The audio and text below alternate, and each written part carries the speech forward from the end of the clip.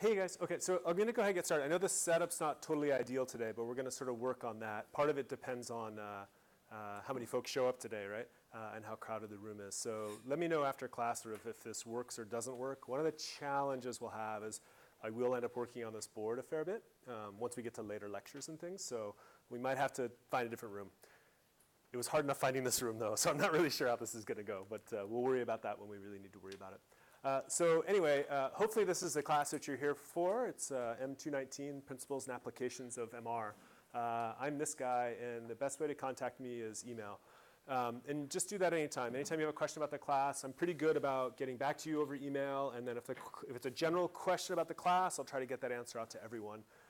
Sometime later this week, I'll add you guys to a listserv, so there's a way that I can sort of easily broadcast all you guys just information about the class in general, questions and answers about those answers to those questions and that kind of stuff. So anyway, today what we're going to do is I'm going to get started pretty quick. I love this class. I pour a lot of energy into this class, and I also feel like I can never share with you everything that I want to. So we sort of just get going almost right away. A little bit of stuff at the very beginning, and then it will be the first lecture. So it's not exactly sort of like coasting today. We're going to start off with something that I do every year, and that's this. This is, and I'm telling you right now, this is the first question that will be on your final, okay? And it's a failure on my part, and it's a failure on your part if at the end of this 10 weeks you can't answer this question. And it's a written question. You've got 2 pages. It's free form. It's closed book. And I'm telling you with 10 weeks notice, right? How to study for your final. So what you'll be asked to do is clearly explain how MRI works. Be sure to explain the role of various hardware components in converting proton spins into medical images, okay? So word for word, it's right there, okay? And that's our goal. That's our sort of journey over the next 10 weeks is to get to the bottom of how I think you should be able to answer this question. And we will, of course, spend a lot of time talking about the various hardware components and how, in fact, we go from converting so-called proton spin into actually forming medical images. So don't lose sight of this goal. And like I said, we're both invested in this, right? I want to be able to convey this information in material to you guys. And I want at the end of this that you can walk around comfortably and casually and explain to someone what the heck this class is all about, right? So that's our goal. This is how the class sort of comes together, just in terms of a quick course overview. There's a website that we just host through our lab website, so you can go there. The most important link will be the second one to the syllabus, because the syllabus link is where I'll post the recorded video and audio for the lectures, the lecture slides, the homework assignments, the solutions to the homework assignments, the lab assignments. Pretty much everything is going to get posted that way. That's worked in years past, so I expect that'll just kind of keep working. If you need a chair, just kind of grab one there. I think there's 1 or 2 on the side here that are still open. And if we ran out of slides, I really apologize. I thought I printed enough for everyone. But they'll be online, so you can grab them later. Or you can just listen to this whole thing if it records correctly. So at any rate, this is the link you really want to remember, because that's where you'll get sort of most of the sort of just information about the class. Reading assignments are there. You can follow the reading assignments as closely or as carefully as you want to. I'll talk more about the book in just a second. And there's also, I'll post some supplementary material there as well. I know many of you are going to be working in MR research labs, and so I've posted current literature that's related to many of the topics that we'll be covering as well. So other points of reference for you. The way the course comes together, it's pretty straightforward. There's going to be 4 homework assignments. They're each 15 points. There's 2 lab assignments. Each are worth 10 points. And then there's a final exam, which is 30 points. The final exam, you've already seen the first question, and that ends up being, I forget, maybe roughly 5% of the whole class is based on that closed book, 2-page answer to how MR works. This is what I have in mind for scheduling in terms of when the final exam will actually take place. So the 21st, it's that first Tuesday. It'll be presumably in this classroom. We'll work on that when we need to. And it'll go from 1 till 4. You want to also write down the 2 lab dates that we have. We'll have a lab as planned right now on March 23rd, February 23rd and March 7th. And those labs, you'll get hands-on access to our clinical MR systems, and you'll do some experiments related to the course, of course. And we'll see sort of how that comes together a little bit. We have to do these in the evening because we're trying to get onto our clinical systems, and we fortunately have 3 scanners that are operational in the same space, and we can break up into small groups on those scanners. So in principle, having kind of 12 people at a time isn't too hard, and the lab's usually only about an hour and a half. So we probably will have a group that comes in should say it here, yeah. A group will come in around 6. Half of you will come in around 6 and divide up on 3 scanners.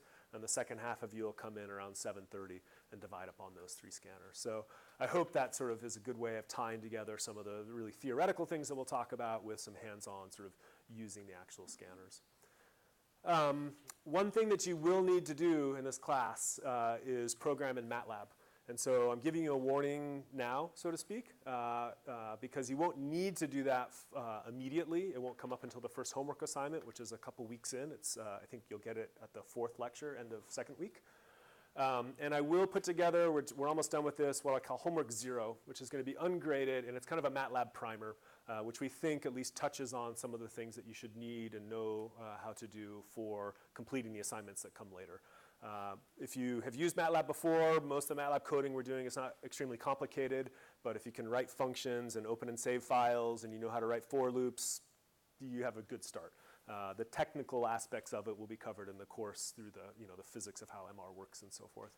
But if you have never opened MATLAB, you don't have access to MATLAB, you don't know yet what I'm talking about, get rolling with that right away, because it'll really hold you up when you get to the first homework assignment if you don't have a little bit of familiarity with using MATLAB.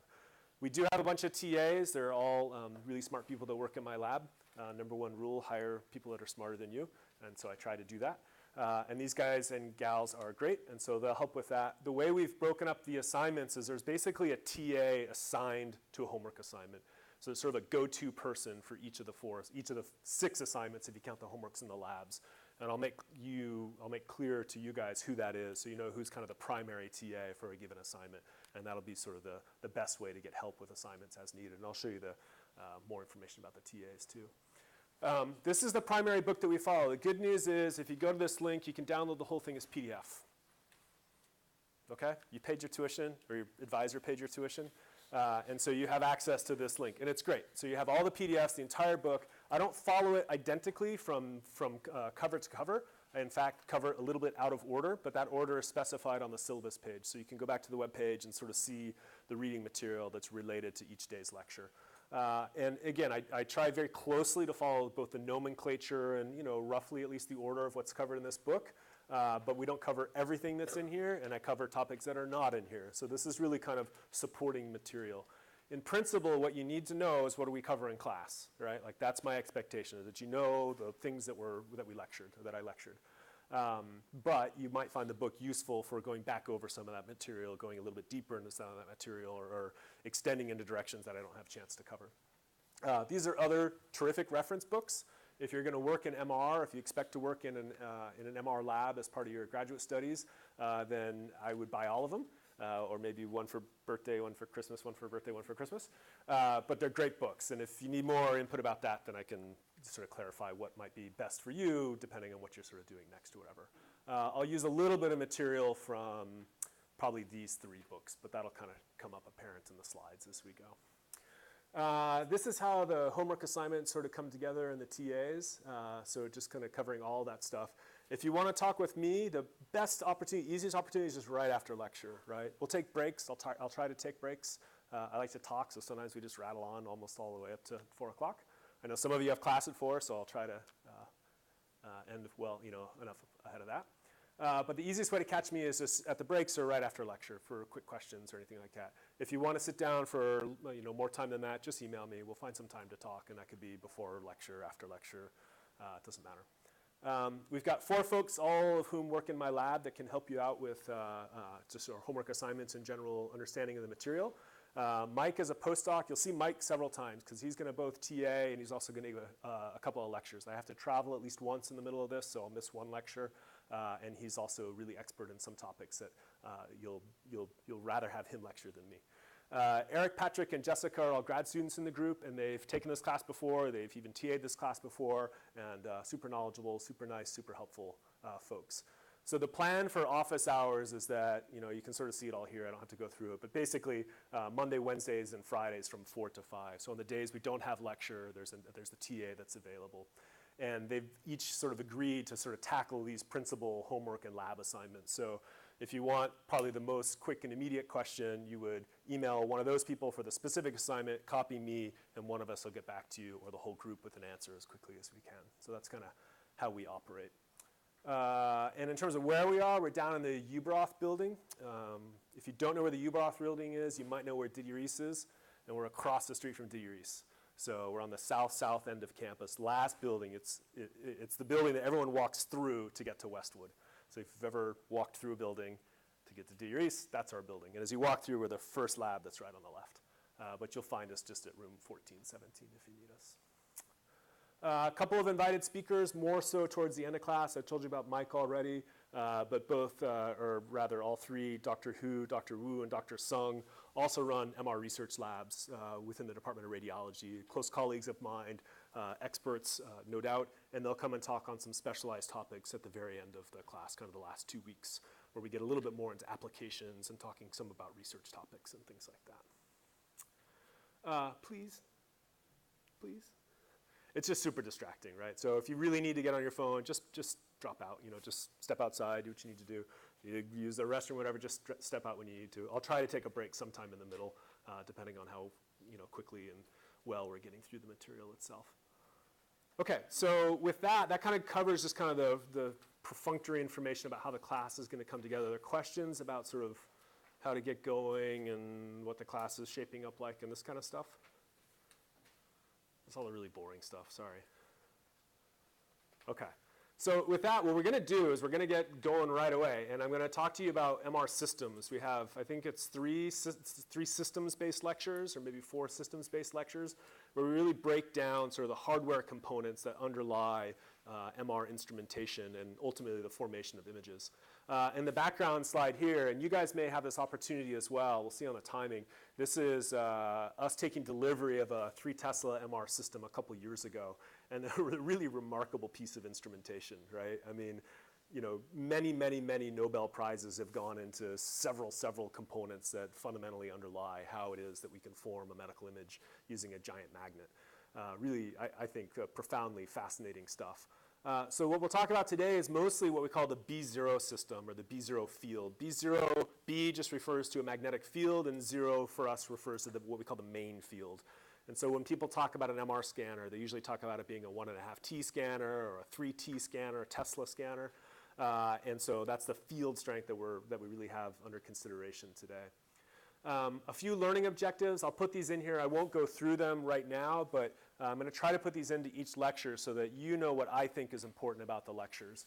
And so I'll leave these for you to go back to sort of in review as you're studying and sort of trying to understand the material better. But these are sort of important things I think you should be able to do after absorbing the material from this particular lecture. So lots of leaders in the field, right? And it's really kind of remarkable the number of extremely smart people that have sort of given us, sort of the technologies that we have today.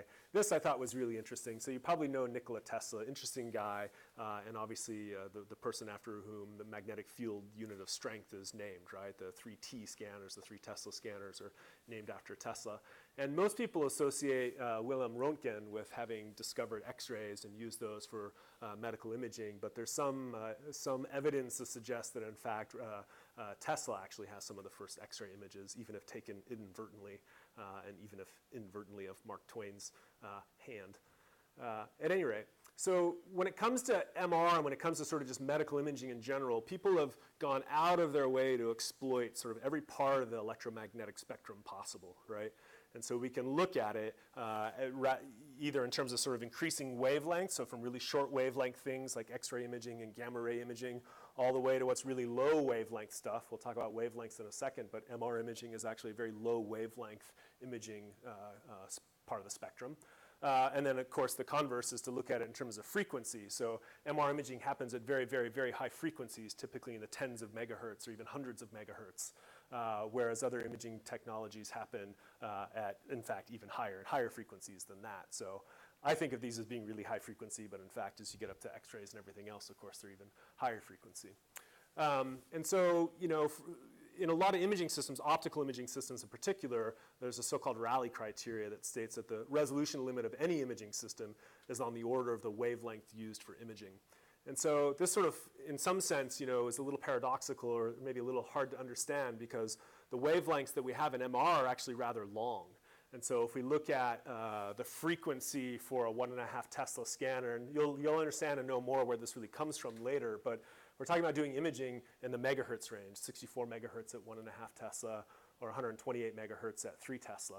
And in water, that means that the wavelength is about 52 centimeters at 3T and, at 1.5T, and 26 centimeters at 1.5T.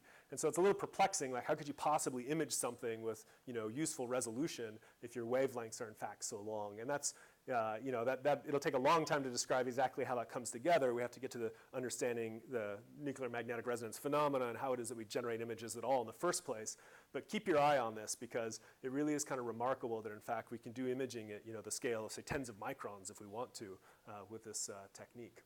And this is kind of, I don't know if this is entirely fair or not, but it shows up from time to time. So Richard Ernst, Nobel Prize winning chemist for exploring NMR phenomena, a really, really well-known guy, is quoted as saying, the resolution from radio frequency pulses, which is related to MR, is not sufficient even for imaging elephants, right? So, and this is in his book, right? The Principles of Nuclear Magnetic Resonance, right? So this is before they even got to imaging. They were looking at this saying, man, it might be nice if we could image with it, but, you won't even be able to image an elephant, right? And of course, that all got turned on its head, really not even that much longer by Lauterbur and Mansfield, who got the 2003 Nobel Prize. So again, keep your eye on how it is that we're actually able to sort of exploit the physics of MR to do high resolution imaging. Okay, so this first lecture, if you took 205 with me, which was just last quarter, then the first, kind of half of this lecture is going to be a little bit of a repeat.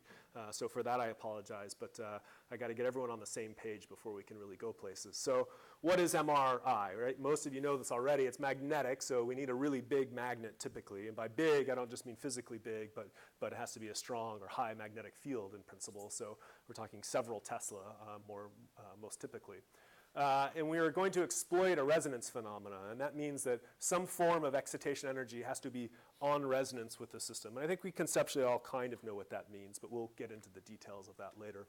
And I think of this as being a classic excitation reception paradigm. That means we have to excite at a particular frequency, and that allows us to receive something back out of the object that we're trying to image. And I make that distinction to say like a transmission system where you may be transmitting energy through the system and picking it up with a detector maybe on the other side or something like that. And of course it involves imaging because we want to be able to make pretty pictures, and we'll talk about all the ways in which we can make pictures that are diagnostically useful, scientifically interesting, and so forth as we get further and further into the class. The really basic sort of description of what I'm getting at here in terms of following this classic excitation reception paradigm is that we're going to start with something that we call an RF pulse. And again, we're going to get into a lot of details later. I'm just trying to warm up some concepts. But we start with what we call excitation. The excitation is a radio frequency pulse. The frequency of that pulse has to be on resonance with the underlying magnetic dipoles, which again, we haven't gotten to yet, but we're going to get to. But remember that this is going to be sort of tens or even hundreds of megahertz in terms of its sort of principal frequency. That's going to excite, so to speak, the spins in the object of interest. And as a consequence, it will generate what we call a free induction decay or an echo, some signal that we can now detect and pick up as long as we have a receiver or a coil that's nearby to do so. So we're going to excite it with some external energy source, and then we're going to listen and receive some energy back out of the object. And that's what I mean by sort of excitation and reception. And the real underlying principle here is rather simple in some sense. It's really just Faraday's law of induction. And so this is just a nice video that I poached from the web. We're taking a magnet, right? So this is a B field, and that B field is being moved back and forth. And you know from physics, if I move a B field back and forth, I can generate a magnetic flux through a loop of wire. If I generate a flux through a loop of wire, then I can have a perceptible voltage. I can receive this voltage. So in this case, the exciter is this guy moving this magnet back and forth. We're going to learn really tomorrow how it is that the hydrogen in water actually behaves like a little tiny magnet. And so if we can excite the water, which behaves like a little tiny magnet, and have nearby simply a loop of wire, a really smart loop of wire, then we can actually measure a voltage through Faraday's law of induction. And now we're getting information out of this object suddenly. Really kind of a remarkable sort of sequence of events. And again, we'll drill into the details of how this works. But at the sort of very macro level, this is the principle of how MR works. And really the trick here is not just that we can record some voltage signal, but the trick is how do we encode things like spatial information and image contrast in what we call the echo, or the signal that we record, right? We want to understand where are the spins in your body and how many spins are there and how are they interacting with their local microenvironment so we can form a medical image that has diagnostic utility. Okay, so we'll talk about some advantages, we'll talk about some disadvantages, get everyone on the same page about what what MR technology is sort of capable of. Probably one of the things that's most widely appreciated for is so-called soft tissue contrast. This is a nice whole body image taken through this nice person. And if we zoom in either in the middle or we look at these different head images across the top, what we notice is that there's a lot of grayscale contrast or soft tissue contrast, right? And one of the really remarkable things about MR is the ability to manipulate the contrast. And so this is an axial image through someone's head, right, taken with 4 different sets of imaging parameters. And the image contrast is very different between these different kinds of images. And so here it's a pretty flat image contrast. This is called a proton density weighted image. Here you can see that the white matter, which kind of has the more kind of spidery look on the inside, is rather dark, and the gray matter is rather bright. And on this image here, it's exactly the opposite. The white matter is rather bright, and the gray matter is rather dark.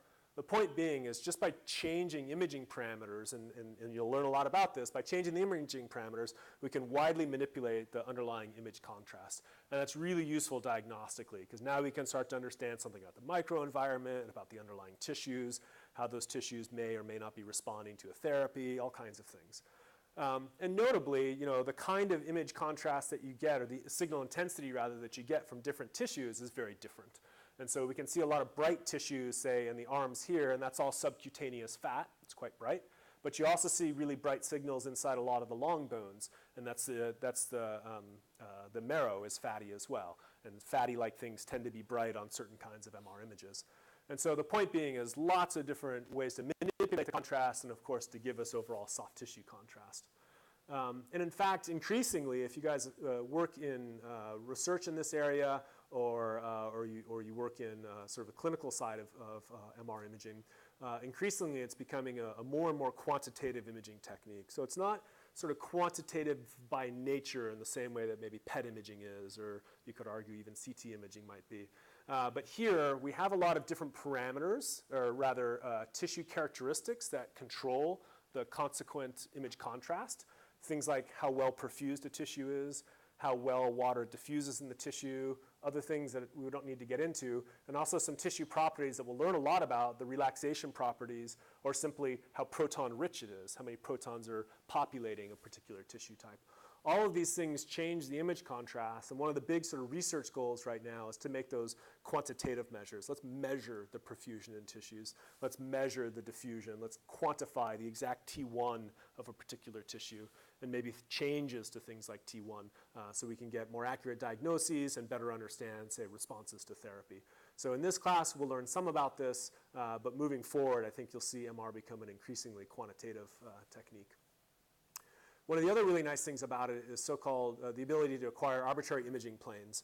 So when we think of other imaging systems, we may or may not have this so-called arbitrariness. If you think of ultrasound, you do in fact kind of image anything you want. You have an ultrasound wand, you move it around the body, and you get the image that you'd like. A CT scan or a PET scanner, you tend to have some other instrumentation constraints where you maybe typically get an axial set of images, for example.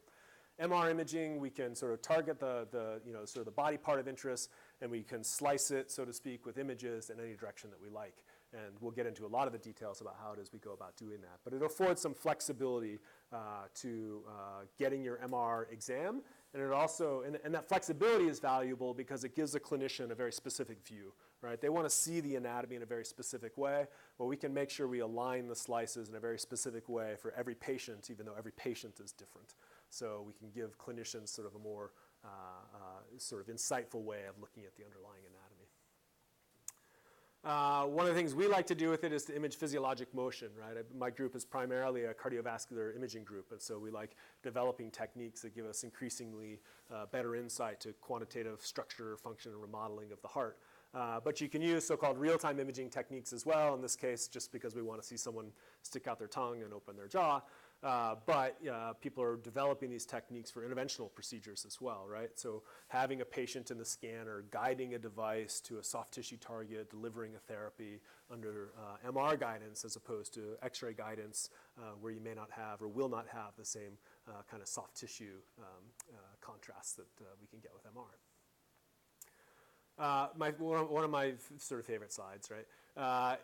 We could talk all day about sort of how important or unimportant this is, but it is a point of fact that with MR there is no so-called ionizing radiation. This becomes a health consideration or safety consideration when you're using ionizing radiation for other medical imaging techniques. How big of a deal that is, it very much depends on the specific case and the context of the case, but it is still a point of fact that for MR we don't have that as a specific safety consideration. We have plenty of other safety considerations. I wouldn't consider MR to be just, easily piece of cake, no problem, it's going to be safe. And we'll sort of get into the sort of relevant safety considerations as we get further and further into the class. And of course, anything that has advantages is going to have some disadvantages, so I'll talk quickly about some of the disadvantages for this technique. One of the ones that comes up a lot, and I think the messaging on this is going to change sort of over the years as things go, as the technology continues to develop, but it's certainly sort of widely considered to be expensive. So it's about $1 million per Tesla, depending on sort of what field strength you need for what application. So they're not cheap systems. They're expensive to site, right? So it depends where you need to put this, but if you're putting it in a hospital space is very expensive. And they're expensive to maintain. We pay about $100,000 per year per scanner just to keep it operational. Now, that's important. We need to keep it operational. We need to be able to dial a hotline and get a part delivered from Germany overnight so it can get installed the next day, because when we're charging on these systems, we're charging at something like $500 an hour, depending on who's doing the bookkeeping, to both recoup our costs, our operation, what we charge to operate the system has to help us recoup the high costs associated with buying and maintaining one of these systems. So there are a lot of expenses sort of associated with using an MR scanner. Nevertheless, I think these prices in particular are going to be coming down. The big question will be whether that comes down for researchers that want really high-end systems because they have the best performance characteristics, or if that's something that has a bigger impact on community-level hospitals that need good scanners and diagnostic scanners, but they don't need the bells and whistles that a research site might need. So something to stay aware of. As you'll learn in this class, of course, over the next 10 weeks, we consider it to be a technically challenging imaging modality, right? Lots of parameters. I won't go through all of these right now. When you sit down at the MR scanners in the labs, or if you've done it before, you're faced with hundreds of options. There's hundreds of knobs to dial, hundreds of sliders to slide. There are a lot of possibilities, and if you do it poorly, you'll get terrible images, and in fact, that'll be one of your labs. One of the labs, we're going to give you a really terrible protocol, and you have to make it good. Right? So it'll be awful images, and you won't maybe know why, and then you'll play around long enough to get something that looks decent. That lab usually goes over pretty well. But again, lots of parameters controlled, lots of things to learn before that lab is a fun exercise rather than maybe dreadful. And then you might have to get involved in physiological monitoring. You have human subjects. There's things we have to pay attention to. And then depending on the exam, if you're doing thoracic imaging or abdominal imaging, patients tend to breathe. And so breath holding may be a consideration depending on how long the scan is going to run for. We'll get into this more later as well. Things like contrast agents, what coils we select, lots of sort of considerations go into putting together a whole MR exam. I'll talk a little bit about safety things, and these will come up kind of during the class in different places as well. There are so-called contraindications, right? Reasons why a patient should not receive an MR exam, or at least should receive special consideration before getting an exam. So there are some what I'll call absolute contraindications right now. Most conventional pacemakers or ICDs, if you have a ferromagnetic hemostat clip or a CNS hemostatic clip, there's lots of devices that patients may arrive at your clinic with that are not MR compatible. That device could be dislodged, it could be torqued, it could be twisted, it could malfunction, lots of potential problems. So when we're scanning patients, we always have to know a lot about what devices they're coming to the MR scanner with, and for that we have a screening exam. Again, we'll get into some of these more later, but it's just to remind us at least that there are that MR is not suitable for every subject under all conditions. And then there's other things that maybe just require a little bit more careful consideration. Some implanted devices are totally fine. We just have to know about their MR status. How has FDA labeled these devices? Have they labeled them as unsafe devices, as so-called conditional devices, or perhaps as MR safe devices? Pregnant women we're just always especially cautious about. Patients can be claustrophobic, and some tattoos can in fact even have certain inks that tend to absorb or result in heat, which can give small burns or at least the sensation of heating. So again, we don't have to sort of dwell on this for too long. It's just to remind us that there are potential problems. Those problems in general are associated with different hardware components for the scanner. So the scanner has a lot of hardware components. We're going to break it down to talk about all of these. The one we're going to mostly talk about today is the main field, or the B0 field, right? This is the 3 Tesla field or the 1.5 Tesla field. And the biggest risk associated with that is this projectile safety risk. The idea that you have a very strong magnet, and if I walk in there with the wrong piece of instrumentation, it will just quite literally, fly into the scanner, be pulled from my hands, and if someone's in the scanner, could sort of endanger them or even hurt them pretty badly. And so that's something that's my biggest concern when we have and run the labs, is your guys' safety and making sure that we're operating and working in that environment in a safe way. Other things about the B0 field, it can be uncomfortable or claustrophobic for people, so there's some movement in industry to make the scanners wider and wider. It's an engineering challenge, but it's sort of to meet the patient demand, so to speak. Large patients may or may not fit well in some scanners. And in fact, as you get to really high field strengths, around 70, which is now FDA approved, or it's CE marked in Europe and FDA approved here, you can get some really weird sort of bioeffects where you get these metallic tastes in your mouth and maybe vertigo, and you start hearing a little ringing in your ears. So there are some reversible bioeffects, right? So it's all just to say, I don't mean to be an alarmist. We do a lot of work in MR safety, but at the same time, you want to be aware of some of the possibilities. And we talked already about sort of torquing your moving devices. When we come back next Tuesday, we'll talk more about the radio frequency field. That's the exciting field, the field we use for exciting the spins in the first place.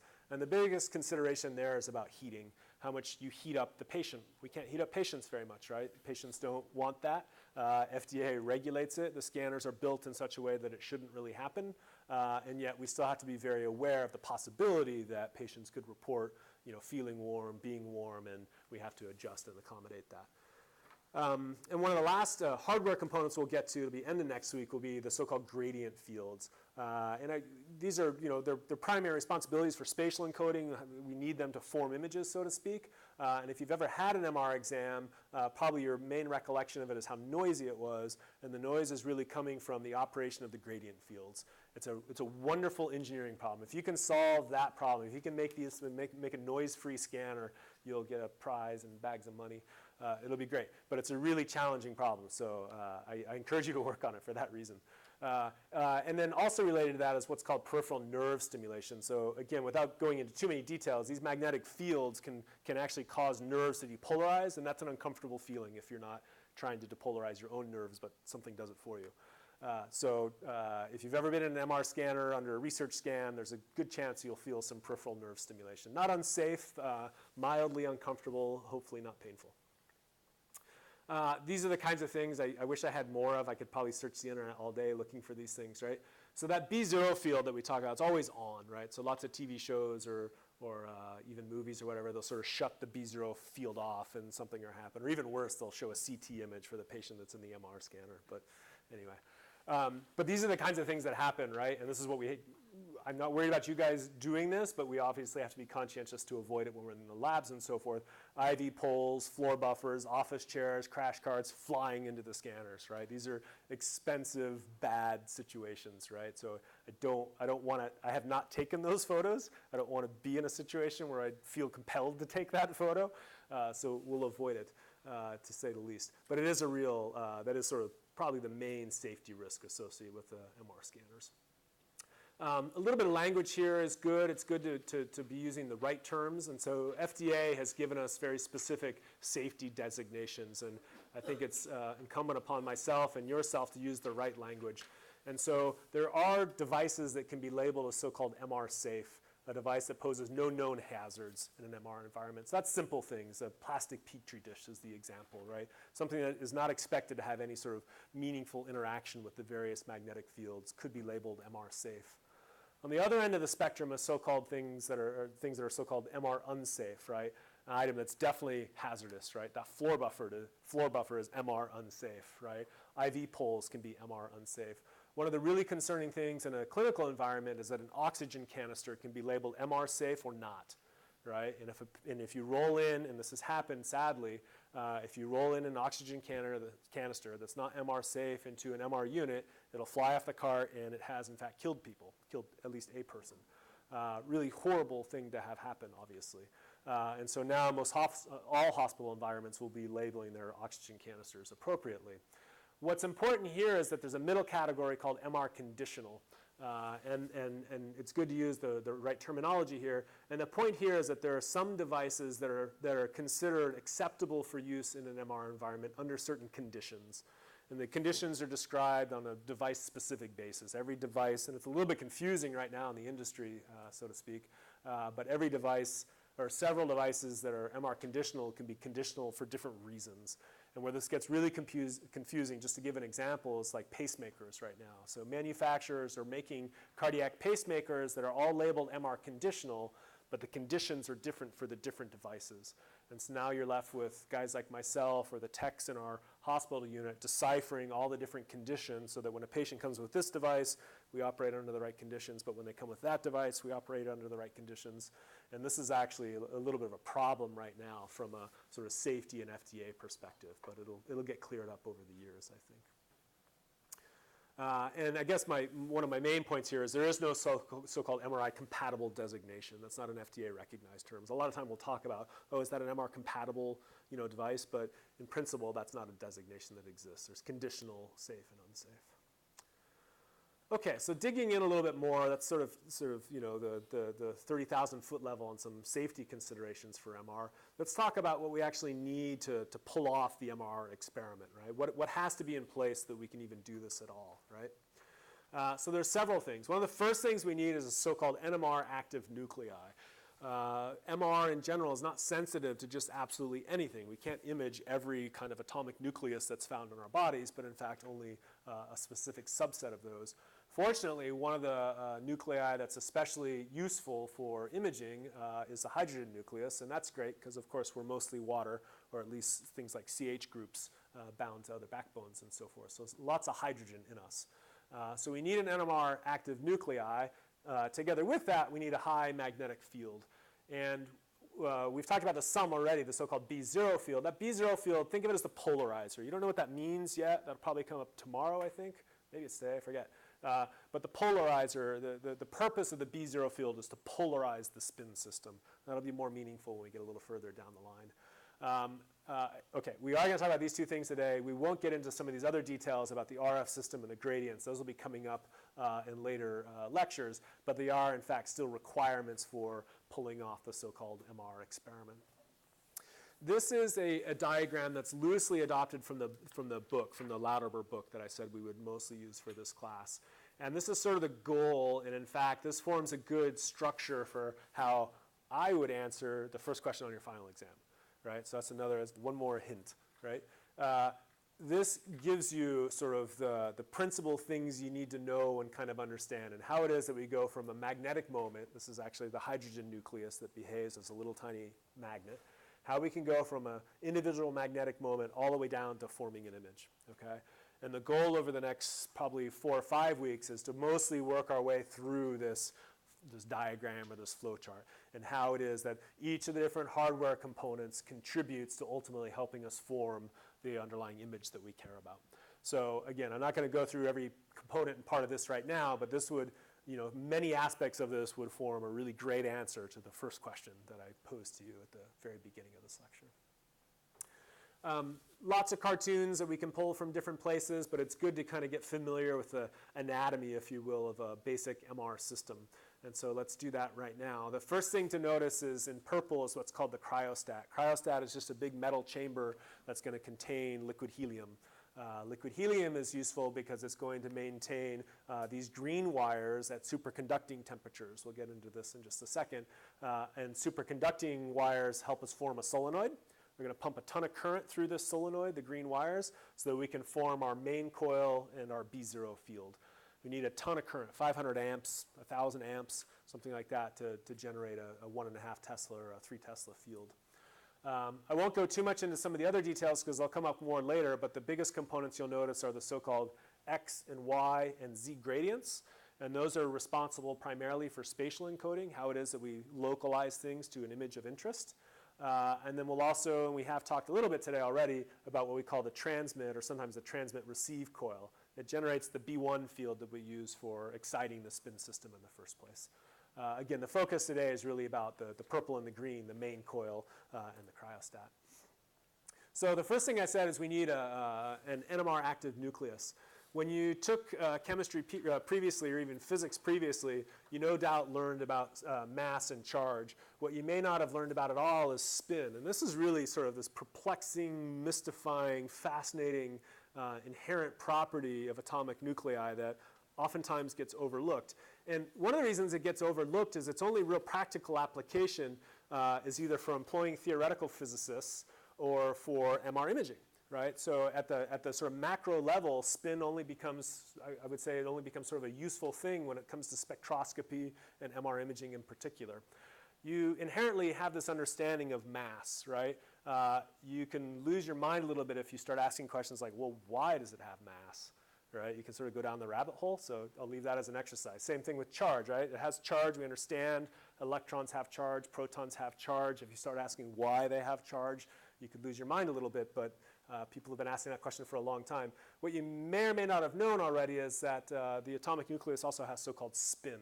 And this is a really sort of perplexing phenomenon. We'll talk about it some today, but the bottom line is that this atomic nucleus will behave in some macroscopic way as if it's continuously spinning. You can't take away its mass, you can't take away its charge, you can't take away its spin. It just spins. Lots of nuclei are so-called NMR active. The one we really care about primarily is just the hydrogen nucleus, H1. By nomenclature, it's a spin half system, very high natural abundance, meaning most of the hydrogen in the universe is H1 rather than being H2. One really important parameter about this is what we call the gyromagnetic ratio. This is a physical property. It's immutable, right? And it means that the spin of the hydrogen nucleus is 42.57 megahertz per Tesla. That's a number you should memorize. Okay, I'm going to show you lots of charts. I don't expect you to memorize big charts, but that's one you got to know. We take the hydrogen nucleus to have a relative sensitivity of 1. It's the thing we can image the most easily. It's the most natural abundance. We take it as the reference and we call it 1. And because of its high natural abundance, the so-called absolute sensitivity is very high as well. It's just relative sensitivity is just the product of the natural abundance and the absolute sensitivity is a product of the relative sensitivity and the natural abundance. So what does that say about 2H? Well, 2H has spin, but it's in really low natural abundance. It also has a pretty low gyromagnetic ratio, and the product of its natural abundance and its so-called relative sensitivity means its absolute sensitivity is about 3 orders of magnitude lower than H1. What does that mean? Well, we'll see and you'll learn that imaging with hydrogen, with H1 is hard enough. We can do it and it works and we get great medical images. But if you took away by a factor of 1,000 the amount of available signal, it wouldn't work. We wouldn't be here. So if the absolute sensitivity of H1 was really low, this class wouldn't be happening. It's sort of magic that everything lines up and works out just right. Bottom line, here. Bottom line, there are lots of other nuclei that exhibit the so-called NMR phenomena. They have spin and can be excited and imaged, but they're not done so very actively and we won't, or very conventionally, certainly not in the clinical context. We won't spend a lot of time talking about them, but you can get into the details if you'd like to. Here's some really just basic MATLAB, sort of for those of you sort of getting up to speed on MATLAB, on just calculating here the relative sensitivity and the absolute sensitivity from the values in the table. Very just using the expression that's shown here on the bottom. If you know MATLAB, this is straightforward. If you don't, you might just go back and review it as a way of establishing values and doing basic arithmetic manipulations. So where is hydrogen? When we think about our bodies, where is the hydrogen that we actually image? Well, most of the hydrogen nuclei are going to be bound in water, right? We're 97% water, something like this. Unfortunately, especially after the holidays, we have more CH2 groups than we did maybe before the holidays, but there's hydrogen in several and many sources, to say the least.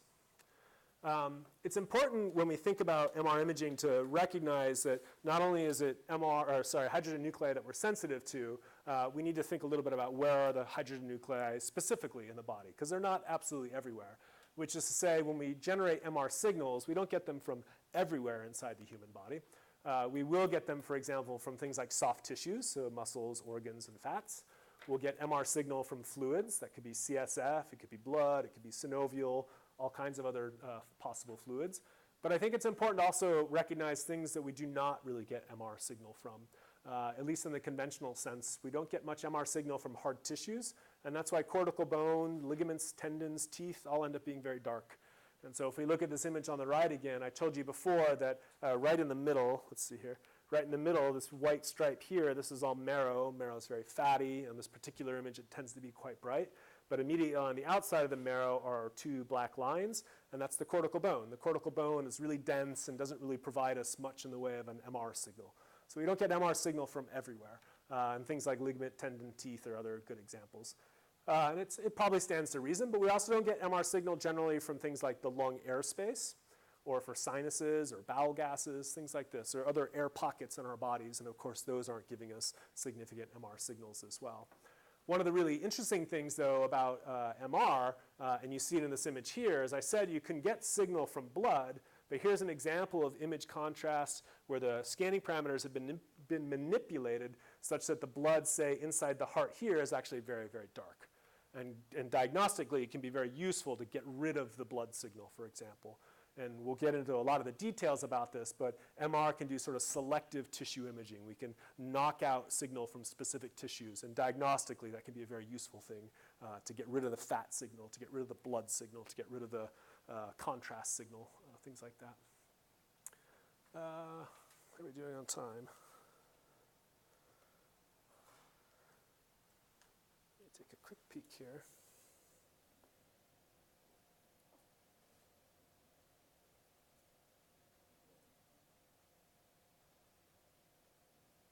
Keep going for a bit, and then we'll see about taking a break.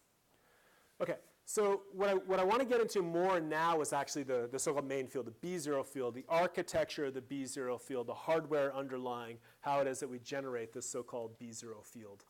And for each of the different hardware components, there'll be a slide that's a lot like this. So this is the B0 field slide. You'll have a B1 field slide 2 lectures from now. We'll have a gradient field slide. And what's really important to me is that we use magnetic fields at many different scales, many different spatial scales, many different magnitudes, very many temporal scales. And so I want you to have some intuition, and intuition is learned. You have to sort of pick up on this information as we go. But I want you to have some sense for each of the magnitudes of these different fields. And so today we'll talk about the B0 field, but go back later and compare. How does the B0 field compare to the B1 field? They're completely different in terms of their spatial extent, their frequencies, their temporal stability, all kinds of things. So I'll try to go through these same kinds of characteristics for each of them. In principle, the B0 field is very spatially uniform. So when you slide the patient into a scanner, they're going into a 1.5T or a 3T scanner, and it's 1.5T everywhere, right? Like it's been engineered like you can't believe to be 1.5 Tesla everywhere, and I'll tell you what everywhere means in just a second, to within a few parts per million. Right? So that's a 1.5000001 Tesla field. It's very, very high engineering tolerances on the construction of these systems. In principle, it's spatially uniform over about 50 centimeters at so-called isocenter. Isocenter is the 000 coordinate of the scanner. Right? We'll get into coordinates, lots of coordinate systems in MR, but isocenter is the dead middle of the scanner. And typically, you want to advance the anatomy of interest to isocenter for imaging it, because it's at isocenter where the system is most highly tuned to perform its best. And so we're moving the person's head to isocenter, move their knee to isocenter, depending on the actual exam. And we have really good imaging characteristics over about a 50 centimeter sphere at isocenter. So that gives you some sense for sort of the scale of what these systems can image well. Very temporally stable systems, meaning that B0 field is a function of time. It does decay, we'll talk about that, but it's decaying at, actually much less than a part per million per hour. It's really a very, very temporally stable field as well. So it's spatially uniform, temporally stable. And importantly, I don't know why this happened, the K sort of jumped up a bit, but it's oriented along the Z-axis, and I'll show you diagrams and some pictures of this in just a second. And we take the Z-axis to be, or the K-axis, to be the long axis of the scanner. So when you're sliding into the MR scanner, you're sliding in along the magnetic field lines, and that's the directionality of the field. My compass is going to line up along the long axis of the scanner. And so mathematically, we say that the B0 field, it's a vector field, and it's described as having a magnitude and a direction. B0 is its magnitude, and K is its direction. And we would say that this is sort of true for, in principle, true for all space, true for all time. I keep talking about like 1.5 Tesla, I keep talking about 3 Tesla, but you might not really know what that means, right? What does a Tesla of magnetic field strength really mean? And there's different ways to get at that. Sometimes people reference the Earth's field as being half a Gauss, or a refrigerator magnet as being 10 to 100 Gauss. I find this a little bit more useful just because I have played with magnets as a kid and I kind of know what that field strength maybe feels like. When you get to a B0 field, you're talking about 15,000 Gauss or 30,000 Gauss. So reminding you of 2 things. These are extremely strong fields relative to, say, refrigerator magnets that you have some familiarity with. And also reminding you that there are 10,000 Gauss per Tesla. This will screw you up at some point, right? One of the tricks, unfortunately, is keeping track of your units. And someone at some point will use Gauss when they mean to use Tesla, or they'll think it's a factor of 1,000, not 10,000. So do your best to remember that there's 10,000 Gauss per Tesla. It's an unfortunate conversion, but it's there.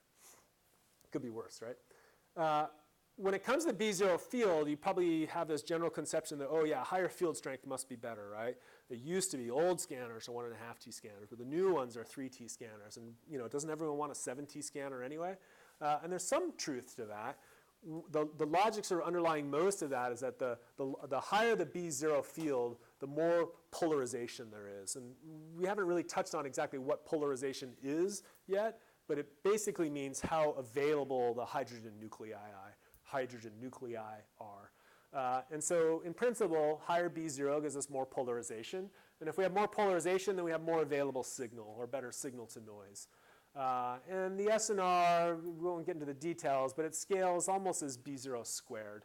So that seems like a potentially good idea. If we have more signal, we can probably increase our spatial resolution, maybe change our temporal resolution. If we have a lot of signal, maybe we can use that in a way to decrease the scan time. So the sort of conventional wisdom is that higher field strengths are better and better. It's not strictly true. You get into some really complicated engineering problems up at about 7 Tesla, which is the highest FDA-approved field strength right now. If I was going to bet money right now, I'd actually bet my money that the field's going to go the other direction, that people are going to be looking at lower and lower field strengths, looking at half Tesla scanners or something else over the next, say, 5 or 10 years as sort of the emerging strategy. Won't get into the details about that, but if anyone wants to bet with me, we can take a 10-year bet and see what happens. I won't in this class, unfortunately, talk very much about spectroscopy. The truth is that depending on the specific microenvironment of that hydrogen nucleus, it'll have a slightly different resonance frequency. If it's just pure water, it'll be based off of that 42.57 megahertz per Tesla. If it's hydrogen bound to a bunch of other stuff, surrounded by a bunch of proteins, it can resonate at a slightly different frequency because of what's called chemical shielding.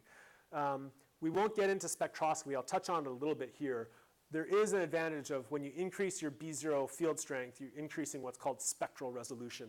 And that means things that have similar frequencies get pushed further apart in frequency space. And that can be a useful thing if you're trying to identify how much lactate there is versus pyruvate or something like this. I'm not a spectroscopy guy, but in principle, it can help you with so-called spectral resolution. There are disadvantages to going higher in field strength, and this is one of the reasons I was betting towards lower field scanners. When you increase the B0 field, you increase what's called the specific absorption ratio. It's a really weird term. I don't know why that sort of became the preferred term, but it's related to the energy that's absorbed by the body. So FDA really is worried about SAR. How much energy do you put into a subject? If you put too many watts into every kilogram of a patient, they heat up a lot, and that can be a bad thing, right? And so I sort of hesitate to use the analogy a little bit, but if you're not careful, the MR system is basically a microwave, right? We can heat up water very quickly to high levels. Now, lots of safeguards in place to limit us from doing that, but we have to be careful about it. Point being here is that as you increase the B0 field strength, because of the way we run the scanners, the SAR is likely to go up substantially. And so heating concerns, heating becomes a bigger and bigger concern at higher and higher field strengths. So this is one of the reasons that I think operating at 7T, and people are talking about 10 and 11T, that there's a limit there to sort of, there might be scientific interest at those field strengths, but I think the sort of clinical utility of those field strengths is probably non-existent. I'll probably be quoted as saying it's non-existent, and then someone will get a big prize for it. But anyway. Okay, so we talked about this a little bit. This is back to that spectral, the chemical shift effect, and being able to separate out chemical peaks better with higher field strengths. We won't focus on that one today or much. Also, as a disadvantage, is the increasing cost associated with higher and higher field strength. So again, if we're looking at trying to manage the cost of a healthcare system, I think going to a lower field strength is likely to pay out more so than going to a higher field strength. So again, one of my other arguments for why it might be a good idea. And then there's all kinds of wacky bioeffects that happen at higher fields too. I mentioned this before, these like metallic tastes and your ears start to ring and other things happen. Easier to avoid at much lower field effects, at much lower fields. Another effect called the magneto-optical effect. You know how when you're looking around, sometimes you get these little drifters, right? Just little things. Well, high field strengths, you can get more of those. Not quite fireworks, but you'll get lots of little sparkly things. Interesting. It's unknown if that's a problem, but it's unlikely to be salubrious. It's unlikely to be healthful. Okay, so why don't we take a quick break. Bathroom break is just out the hall if you need it, probably water as well. When we come back, we'll spend some time talking about how the B0 field allows us to generate this so-called bulk magnetization. Yep. On the last slide, you have a bullet that says SARS from B1 and not B0. On this slide? After it's this one? Oh, sorry, yeah? Oh, right, yeah. So the heat or the energy that's absorbed is coming from the B1 field. So if I just place you in a B0 field, you're fine. You're not going to heat up just lying in the scanner. But as soon as we turn on and operate the B1 system, which is the exciting system, that's when there's energy deposition. Energy goes into excitation, but energy also goes into heating up the subject. But the amount of B1 we need is actually what's going up with higher and higher B0s. So they're coupled in that sense. So at a higher B0, I need more B1. And it's the B1 that actually does the heating, not the B0. That's a good catch. Thank you. Hey. My name is Dyson. I'm from electrical engineering department. Cool. Yeah, I'm currently working on some MRI hardware. Oh, right. Are you doing the like FPG project or? No, not really. Oh, okay. Different one. Okay. I try to use some flexible material to some image of the carotid artery. Oh, right on. Who are you working with? We originally want to work try to approach the Cedars-Sinai Hospital. Yeah. But it looks like there are some. We should just do it here. Yeah, it'd be easier. So I think it's great that I can take this course. Oh, for sure. Yeah. So one question is, so for your research group, do you have any hardware development expertise? We have some expertise. We don't have a hardware lab.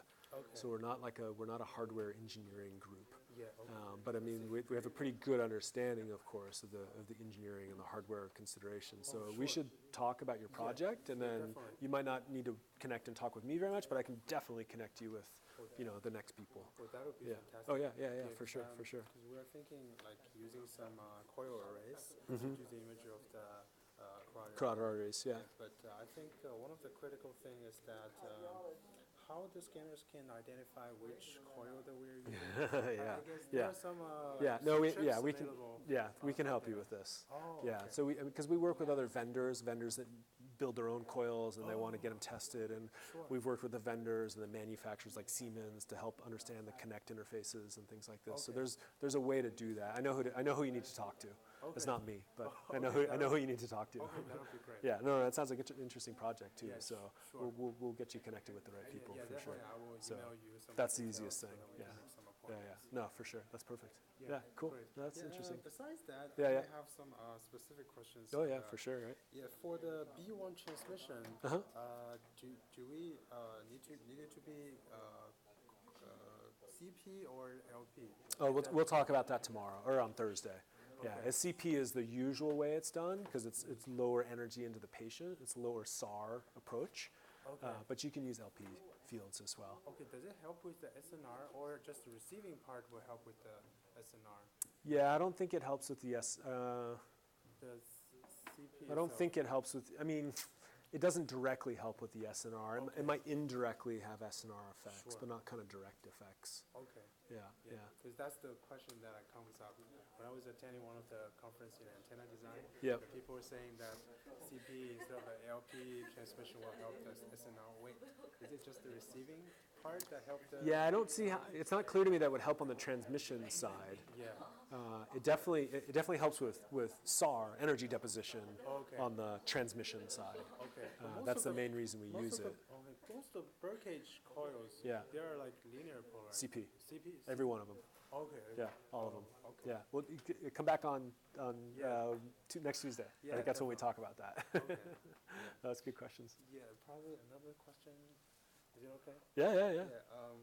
Like, for the MRI scanners, if people move a little bit, it doesn't affect the image. It does, but it's sort of, it's a complicated, it's a simple question with a complicated answer. Okay. So it depends on Different the part. circumstances.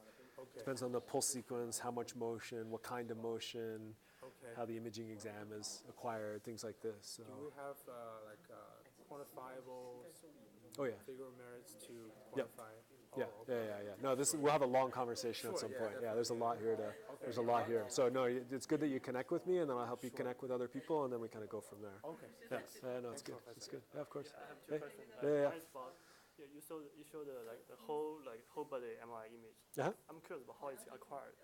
In stages. They move the table. Oh, Yeah. No, it's great. It looks great though, right? And so you can actually on the scanner you can stitch together the images. So you can do stages with like a little, like maybe 2 centimeters of overlap, and then you can get these like whole body images. They look nice. No one ever actually does it, but they look nice. Because I cannot imagine an excitation port can excite all the No, exactly. Yeah. 50 centimeters. the sound number will bounce up. You excite so many slides. Right. Yeah. Burning the patient. Well, that too. Yeah. So yeah, And in also general. because I have talked with some researchers. They told me that in the future maybe the Bezier field may not be required to be homogeneous.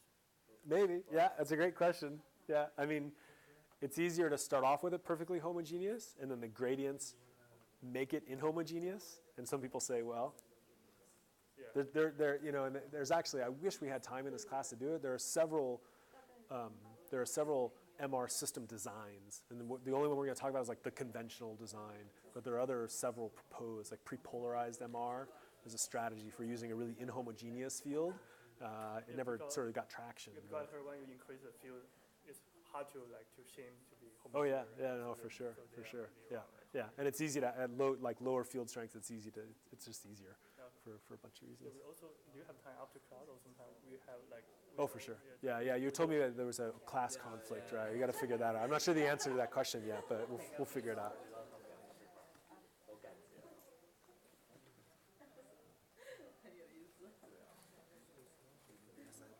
Is there a question?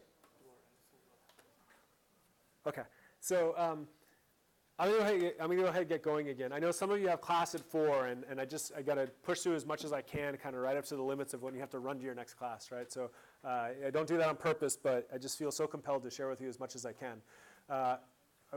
You probably already think I talk quick. I'm gonna go through this quickly. So we're talking about solenoids, right? So, and then some of this you know already from sort of just having taken physics before. If we run a current through a wire, then we can generate a field according to the right-hand rule about that particular wire, right?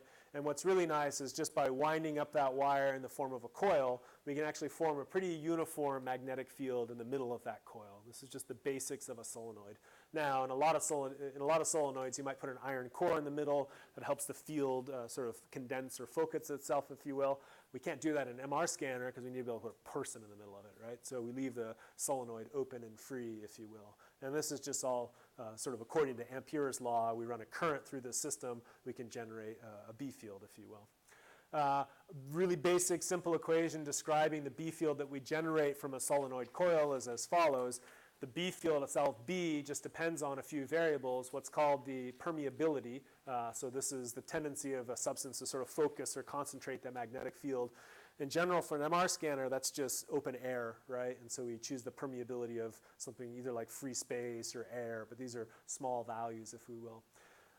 What we need also to do is pump a lot of current through this wire. And so we need to pump so many amps through this wire. And if that solenoid itself has so many turns, n turns, and it has a length, or 1 over the length of so many meters or whatever, this gives us a ballpark of what kind of B field we can generate in very sort of simple terms, right? What you learn if you look at these expressions, and again, just a little bit of MATLAB code to get you guys warmed up. This is great, right? So this is an MR scanner, and we were doing something, I don't remember what we were doing. We take off this plastic shroud, right? The plastic shroud just makes it look like not this horrifying piece of instrumentation that you're going to go have your brain imaged with, right? And you peel off, and some engineer writes, current, 508 amps, right? Like, you don't really, you expect that to maybe not be just written on the side of the scanner, right? Okay, so what does that mean? Well, 508 amps, is that a lot of current or not too much current? It's a burn you to pieces current, right? So it's a lot of current, right? This is melting copper wire current, sparks everywhere current, right? If you run these numbers into some, the same calculation, you say, well, if I have 500 amps coursing through, and I have 235 turns, and my coil is about 1 meter long, then I can generate about a 1.5 Tesla field. Now, this equation is not really well capturing the sort of specifics of an MR system, but it ballparks things for you. We know the scanners are about 1 meter long, and we'll see in a second, it doesn't really make a lot of sense, but in some sense there's a couple hundred turns of superconducting wire with a huge amount of current coursing through it to sustain and give us this 1.5 Tesla field. Logically, if I double this current, what happens to my field? Double it, and so I can just double the current to 1,000 amps, right? Mind-numbingly large amounts of current, and get a 3 Tesla field, for example. This is just another expression I'm just kind of borrowing and maybe linking back to some physics that you've had before that talks about the uniformity of that magnetic field. And what we really care about in MR is really kind of the Z uniformity. So we have a BZ field. I told you the field mostly points in the Z direction. So what is the component of the field, the Z component of the field, as a function of Z? So how much does it vary along the length of the scanner? How perfect is the field? And it has this kind of funny geometric expression that's related in principle to sort of like the length of the scanner and the radius of the scanner, which in turn tell you about 2 angles that you can calculate. And the problem with this expression in particular is it says your BZ is really only uniform when the length of your scanner is a lot greater than its radius. Okay? Is that true of a conventional MR system? No, right? We don't walk in and see a scanner that's 10 meters long, right, and only 1 meter in diameter, right? That would be expensive to build. It would be expensive to find space to put it in, and patients would hate it, right, because they'd be sliding down this long tunnel to get to their MR scan, right? So this is just to say that this simple design is inappropriate for actually building an MR system, but conceptually we are talking about a superconducting electromagnet that's built like a solenoid. Using those expressions again, this is again just kind of more warm-up stuff. If you don't know MATLAB, I'm just using these expressions to plot out what does my magnetic field strength look like as a function of Z. And so depending on how much, what's my length to radius ratio from say 2 to 10, that's the different colors here. So 2 is blue. And as I get that scanner to be really, really long, then I finally get a pretty uniform field as a function of Z, right? So my field here is very uniform as a function of Z, whereas here it's very non-uniform as a function of Z, right? We need, according to these expressions, very long scanners to have a homogeneous B0 field. And it may not be obvious why that's important, but it is really important in MR to have a very uniform B0 field.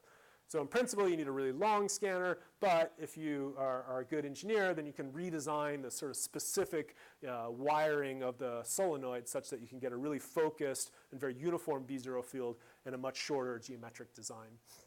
And that's what, if you do a lot of EM simulations, you can come up with. And so in general, what's being shown here is large sort of blocks of superconducting material placed in different sort of geometric locations so that they generate a very uniform magnetic field in that sort of 50 centimeter volume at isocenter that we really care about. So what does that mean? Well, the anatomy of interest has to advance to the isocenter where the field is made most uniform. And if you're at, pretty distant from isocenter, the field's very non-uniform. Not terribly surprising, the field is only, hundreds of Gauss when you're close to the scanner, and it has to ramp all the way up to, 15,000 Gauss or 30,000 Gauss by the time you get to the middle. So it's a very non-uniform field outside of isocenter, but specifically designed to be very, very uniform at the middle of isocenter. Very expensive sort of engineering and design challenge, if you will. And then thrown on top of that is you put a person in the scanner, and that actually screws up the field a little bit, but we'll talk about that later. I mentioned it, but what really is critical to building these kinds of magnets and supporting 500 or 1,000 amps of current is the principle of superconductivity. So these are some of the MR superheroes, right? So 1972 Nobel Prize for their jointly developed theory of superconductivity, which is usually called the BCS theory for Bardeen, Cooper, and Schrieffer. Pretty smart guys, right? So what does it come down to? Well, let's say I wanted to build an electromagnet, a solenoid electromagnet. I can do that with copper wire. Copper wire can support about 10 amps if it's maybe 3 millimeters in diameter. That's a lot of current, a little bit more, and it's going to heat up and melt and be a problem. To build an electromagnet out of copper, it's going to be a massive amount of cooling, right? I'm going to pump in all that current. There's resistive heating. The copper's going to heat up. And if I don't dissipate the heat, all I've built is an oven, right? So that's not useful. And it's going to require constant energy input, right? You're going to have to constantly be pouring current into this system to maintain that B0 field. And your current going into the system has to be so stable to keep the B0 field really, really stable. So it becomes a very impractical sort of prospect from the very beginning. On the other hand, if you go to superconducting wire, this can easily support hundreds of amps in wires that are maybe a millimeter in diameter. There's no resistive heating. Superconductivity is this sort of miracle thing where the resistivity goes to 0, right? Not like just kind of close to 0, but it goes to 0.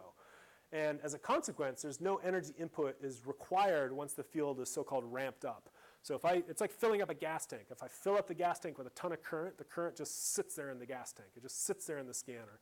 And I showed you before, it'll bleed off very slowly, but at like a part per million per week or day or hour or something like that. So it's a very stable field.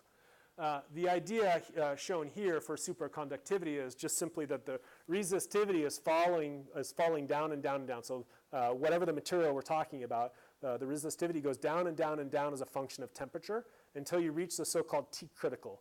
So when a material is made cold enough, and that T critical is specific to the material of interest, then suddenly the resistivity drops to 0. Right? And you get the so-called skinning effect where the current actually flows without resistance along the skin or the surface of the superconducting material. Really incredible. And so you're consequently able to maintain really large currents with no applied voltage. Right? Zero resistivity, the current just courses through the wires, if you will. Lots of ways to build scanners. Lots of different superconducting materials that you could potentially use. In general, right now, we have to bathe the materials in liquid helium because that gets those materials below their own T criticals, right? So most T criticals are sort of in the teens, right? And if I try to cool it with liquid nitrogen, I'm not cold enough. And so consequently, we cool everything, whatever it is, with liquid helium right now and use one of these materials in the winding of the superconducting magnet so we can maintain below T critical and keep these really high currents coursing through the scanner. MR systems conventionally use these niobium tin constituents, but there's other possibilities as well. Large Hadron Collider uses a bunch of superconducting magnets, but they've spec'd them out in a different way. There's a lot of interest in using so-called high-temperature superconductors, right? We'd like to be able to use things, be able to cool things with just liquid nitrogen, right? That would be a less expensive proposition. We have a lot of nitrogen available on our planet, and it doesn't tend to go anywhere. It just sort of fills our atmosphere. Helium, on the other hand, is a much more challenging prospect. We'll talk more about helium in just a second. When it comes to sort of building these fields, the maximum B field that you can generate is specific to the material that you're using, and it's specific in the following ways. There's a so-called critical field, above which the field would be lost, meaning the superconductivity rather is lost. So if I increase my B field too high for a particular material, I'll become non-superconducting anymore. If my current is too high, I can lose superconductivity. And if my temperature is too high, I can lose conductivity. So the design constraints are that you have to be below your critical field, below your critical current, below your critical temperature to maintain superconductivity and be able to generate these really large and sort of uniform magnetic fields, if you will. And so in general, it turns out you have to be in the sort of pure superconducting state, sort of the ideal state, although I think you can actually be in the so-called mixture state as well. When it comes to how these things are actually built, there's some great videos online about this actually, but the bottom line is you're starting with really tiny filaments, maybe 20 microns thick of niobium titanium or niobium tin or whatever. And they need to be small because the current's really only flowing on the skin, so there's no advantage to having really thick superconducting elements. And you basically end up building this sort of matrix of really, really tiny wires inside some embedded matrix and building up some wires and twisting these wires and then twisting those wires and twisting those wires. So you have a lot of surface area. That's the main goal. And that may, in fact, be embedded in current, or rather in copper, to help the current flow across the skin. And so one construction design uses these so-called cable and conduit conductors. These individual wires that you're looking at are like 1 millimeter in diameter. So those are thousands of superconducting microfilaments wound together into sort of more workable wires and then put inside conduit, and you'll flow the liquid helium through those wires to keep them at superconducting temperatures. And then you can bend these sort of larger wires, kind of many centimeters in diameter or whatever, bend these around to form the so-called, kind of large wires that you need for building the actual B0 system itself. We looked at some different tearaways. This is a slightly different diagram of a scanner. And again, you see this sort of block of superconducting material. That's the outermost aspect of the scanner. There's a lot of important hardware componentry that's just inside the superconducting material, the B1 field, the gradient fields, the patient itself, of course. We'll talk more about that, but it's kind of the outermost component of the MR scanner if we think about the sort of concentric layers, if you will. It's the superconducting electromagnet. So good to remember, these MR scanners are indeed superconducting electromagnets. If we look sort of in cross-section again, this is sort of just showing the same thing, the superconducting wire wound around the outside, bathed in liquid helium, and then inside to that, sort of concentrically within it, are the gradients that are useful for spatial encoding, the body coil for excitation, some shim coils, and some other things. And again, I didn't draw it accurately here, but the design of these superconducting wires and their geometry, their specific geometry is such that you get a really very highly uniform B0 field at isocenter where we do all of our imaging. This is cutting a scanner in cross-section the other way, so the patients would slide in along the long axis, if you will. On the outside here, you see this 4K helium vessel. So this is where all the superconducting materials are kept. And there's different sort of, we don't have to get into sort of all the sort of details here, but there's a cryostat or a big chamber that's holding all that liquid helium and all of that superconducting material and the high current. We occasionally have to add helium to the system because the helium can boil off slightly and it has to be recaptured. So there's some other hardware components that allow us sort of access to that helium vent, if you will. If you listen carefully right now, if you walk into an MR scanner, it always sounds like this. And that's just the cold head on top here. And that cold head on top here is actually recondensing some of the liquid helium that boils off and pushing it back into the scanner. When you walk into an MR scanner and it's totally silent, that's a bad sign. It means the cold head has shut down for some reason. Either the pump has failed or the power supply for the pump has failed, and helium's not being recondensed. That means you're losing helium. If you lose enough helium, you lose superconductivity. If you lose superconductivity, all of a sudden you have resistivity. If you have any resistivity, you start generating heat, and heat generates more resistance, and you end up with what's called a quench. And that means the whole scanner goes to pieces, right? Not quite in a million pieces, but it's a lot of money. I'm hung up here for a second. Here we go. This is just showing the helium fill port. Helium, so I was talking about this before. Helium is actually really expensive. And what you might not recognize is that it's very expensive and there's sort of a limited or finite supply on the planet, although there's some news about that I'll tell you about in just a second. So it boils off, depending on the system. There are so-called zero boil-off systems, meaning they recapture any helium that would boil off, recondense it, pump it back in. Other systems lose helium at maybe a small fraction of a liter per hour. Rough numbers, it costs $10 or $25 per liter of liquid helium. And ideally, you want a zero boil-off system. Lots of scanners are these days. There are now so-called low-volume scanners, which only use about 20 liters of liquid helium. But a conventional MR system uses about 2,000 liters of liquid helium. So 2,000 liters at 10 grand, that's $20,000 of liquid helium. If you have a quench, in a few minutes, you've lost 20 grand. So that's something to be, you always want to hear the cold head pumping away, right? Interestingly, it's good to think about, well, where does the helium come from? Well, it's primarily extracted from natural gas, and we now in the US have for a long time had what's called a strategic helium reserve. But interestingly, the helium that escapes is just lost forever, right? It's extremely light, it rises in our atmosphere, and it just keeps going, right? And so it really is a pretty precious resource. Fortunately, I think it was in Tanzania in the last several years, they found an enormous store of helium underground. And so it seems to have sort of staved off a little bit some of the concerns of our helium supply. But again, these sort of zero boil-off designs are really sort of intriguing for environmental reasons as well as for cost-effective reasons and so forth. I said the B0 field has to be really perfect. One of the interesting things that happens in MR is they refer to the B0 field inhomogeneity. I don't know why they don't call it heterogeneity, right? I mean, that seems like the most obvious word to use, but it's always called the inhomogeneity, so fine. And we'd like the field to be ideally very, very perfect, but in fact it's not for different reasons, and we need to engineer systems that can be perfect. The magnets themselves aren't perfect. If it's just a bare magnet, meaning you sort of just build a superconducting magnet and deliver it, it'll be pretty accurate. It'll be 1.5 Tesla within a few parts per million. If you're not familiar with parts per million, it's sort of like percent, but instead of per hundred, it's per million, right? So hundreds of parts per million, it sounds pretty good, but we really need it to be even better. And so the B0 field itself, if it is inhomogeneous, that's going to give us image artifacts and phase artifacts and overall give us poor image quality. So at least at a passing level, the reason we want really high field homogeneity is for best image quality. You can improve the overall homogeneity of the system in several ways, so-called passive shimming and active shimming.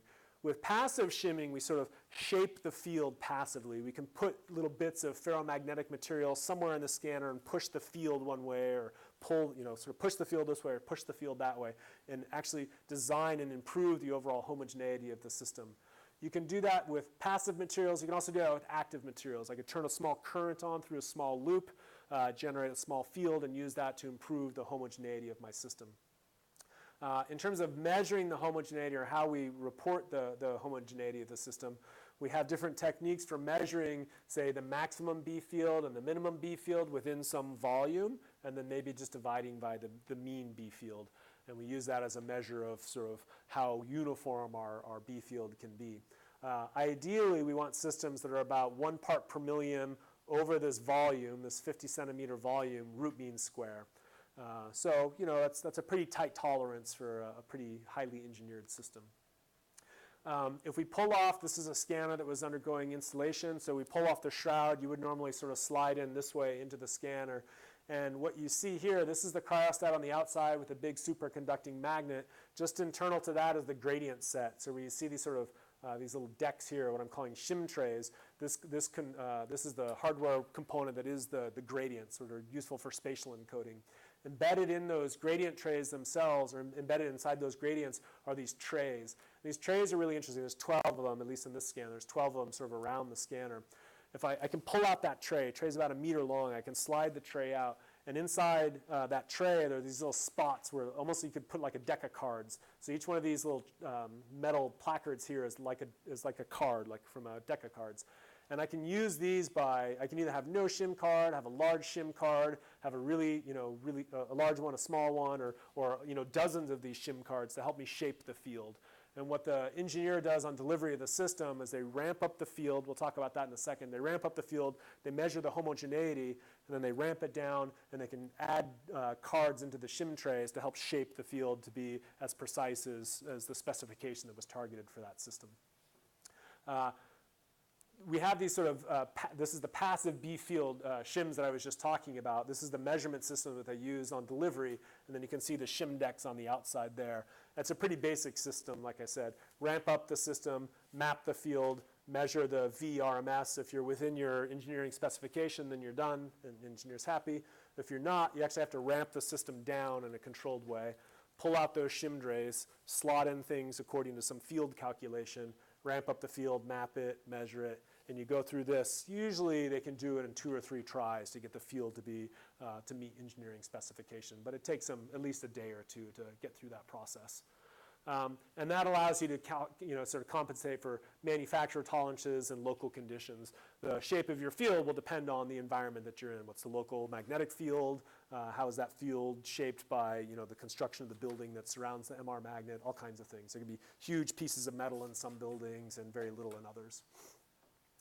There's also a so-called active B0 field shim. So we can make once the system is installed, I was talking kind of about the installation process there. Once it's installed, we might still need to tweak it some. And we can do that actively just by adding small constant sort of plus or minus currents into some coil somewhere in the scanner to help us tweak and tune the overall system. And this gives us, sort of additional compensation for field homogeneity. And in fact, we can keep going, and we could do this once the patient is even in the scanner. We could tune and tweak the field just a little bit because the patient will affect the homogeneity of the field itself. The coils that we use to image the patient themselves. So we can always there's several ways that we can get at sort of tuning the field, if you will. Nevertheless, when it comes to all being done, but a passive and active shimming are still going to give us some not entirely perfect field, if you will. We'll probably come close to the engineering specification, but it won't be perfect in any absolute sense.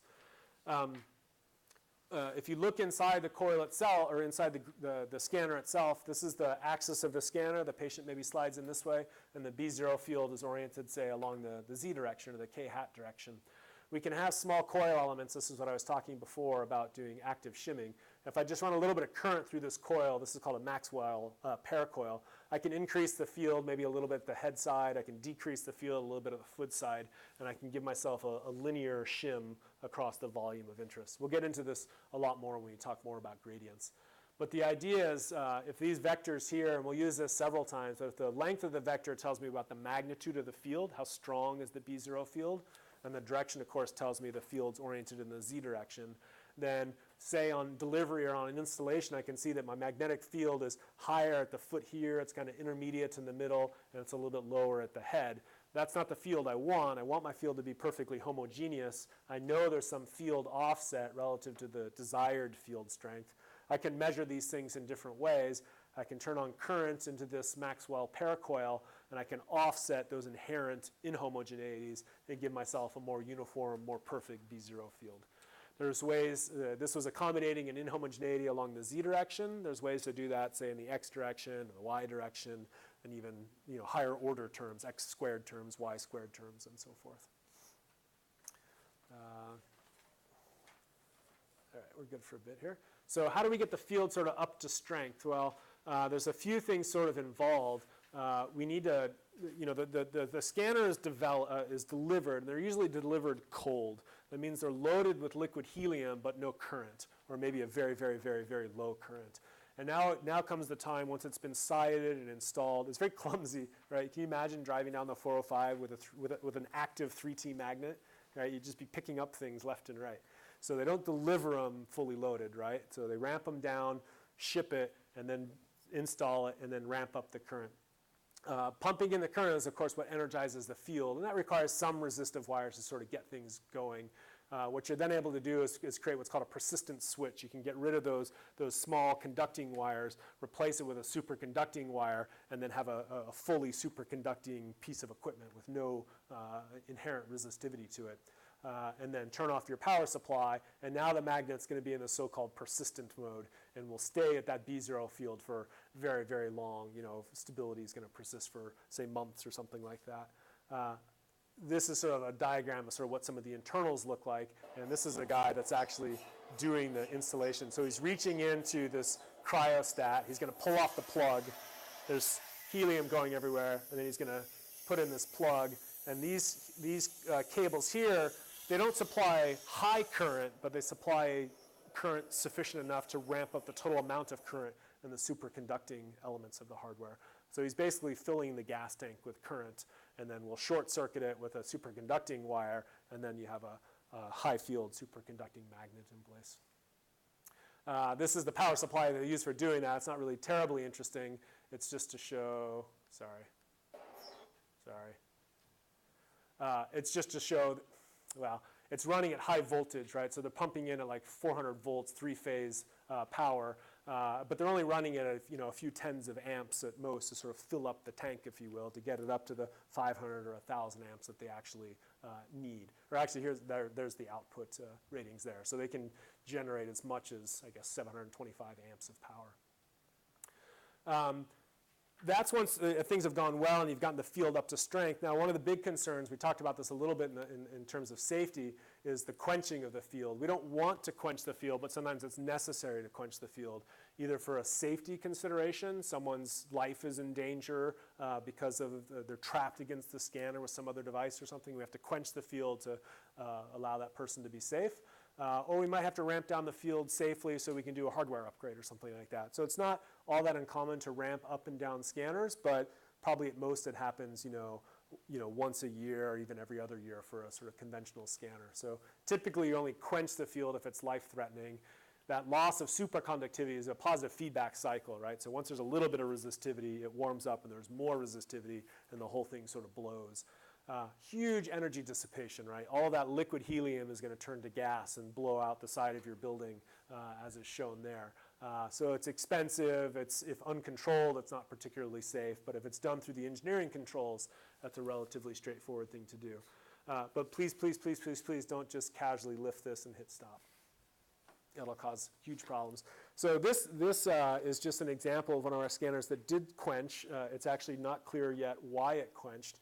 And this is what's called the burst disc. And so this is just a safety valve. It's, as soon as that cryogen reaches a certain relatively low pressure, this metal valve will just tear open and the cryogen will just pour out into gas phase. And so it's sort of this, just again, a little bit of pressure and the thing blows out and it's a catastrophic loss at that point. I won't go through the quench demo because it takes a little bit of time, but you get the idea. Cryogen gases themselves, we also have to think about the safety of those. And so if you walk into the MR scanner suite, there will always be an oxygen monitor. The concern is that this liquid helium boils off either rapidly or in some unsuspecting way and fills up the room so that the oxygen level drops, and you obviously have a problem if that were to occur. And so there's always an oxygen monitor monitoring the MR scanner suite itself. You occasionally get false positives from this thing, but it's one of the other sort of safety mechanisms that needs to be in place. So what's the cost of a quench? We touched on this a little bit before, but you're using about 2,000 liters of helium at $10 a liter, so that's going to cost you $20K. You're going to be down for 2 to 4 days to get the system sort of back online and repaired and so forth, and so it's easily $10,000 a day in terms of services that you've lost.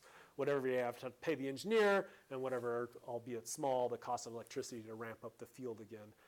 This is sort of a marvel, one of the engineering plants where they build these systems of just dozens of MR scanners that they're testing and quenching and ramping up and ramping down and blowing helium left and right.